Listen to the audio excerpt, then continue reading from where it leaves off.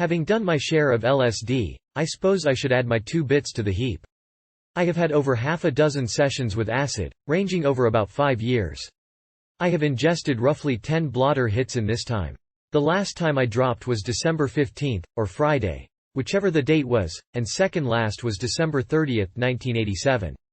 Most recently, I started with 1 blotter at 7:39 a.m., took a second at 8:45, and a third at 4 p.m.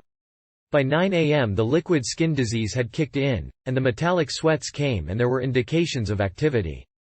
By 10 a.m. mental activities were real white waterish, if ya know what I mean. It was very pleasant. By noon I was really riding high. After the 4 o'clock booster, the effect was even more profound.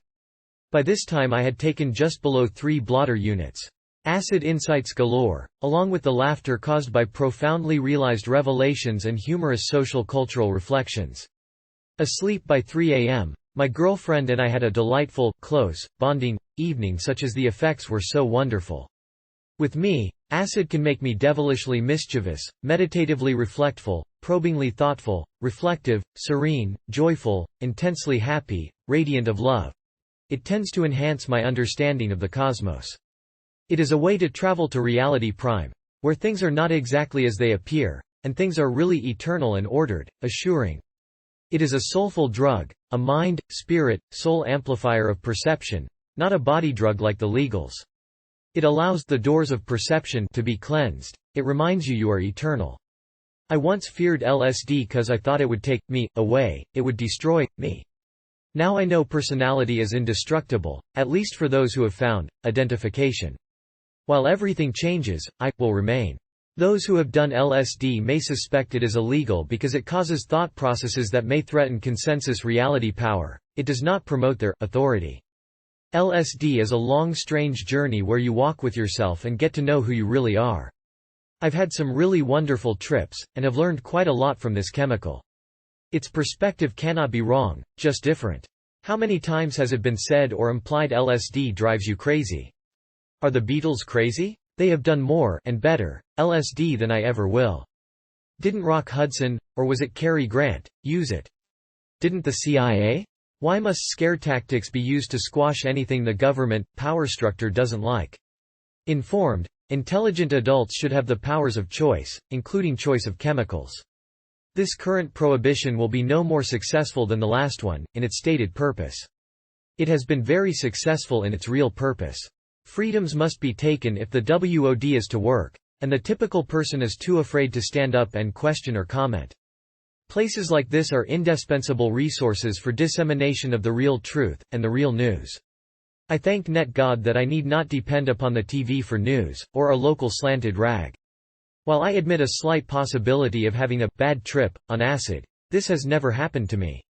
I do see how one could have a displeasurable encounter with LSD if 1, in bad environment, 2, with bad people, 3, afraid of self, or 4, unable to laugh and enjoy a good humor mood. But I think all the crap about emergency room bad trips is exaggerated, dark age hyperbole.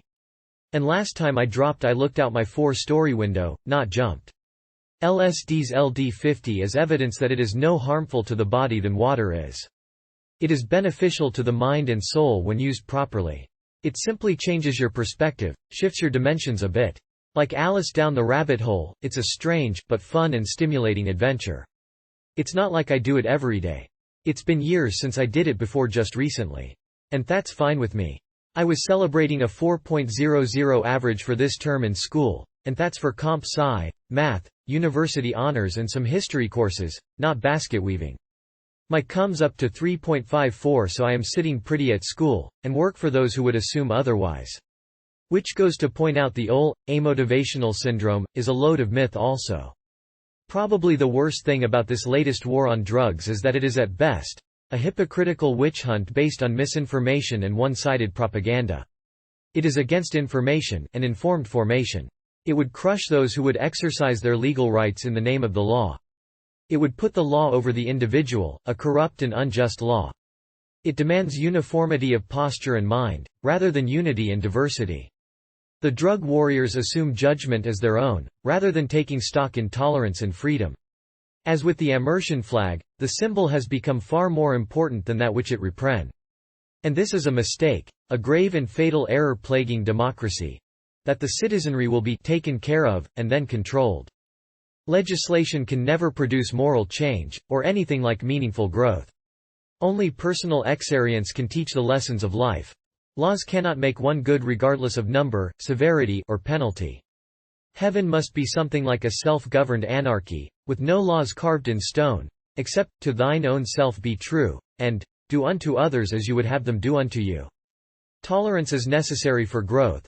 Laws should be to protect the responsible from the animal people, not to restrict free movement of free will citizens. Intolerance is indicative of narrowness and prejudice.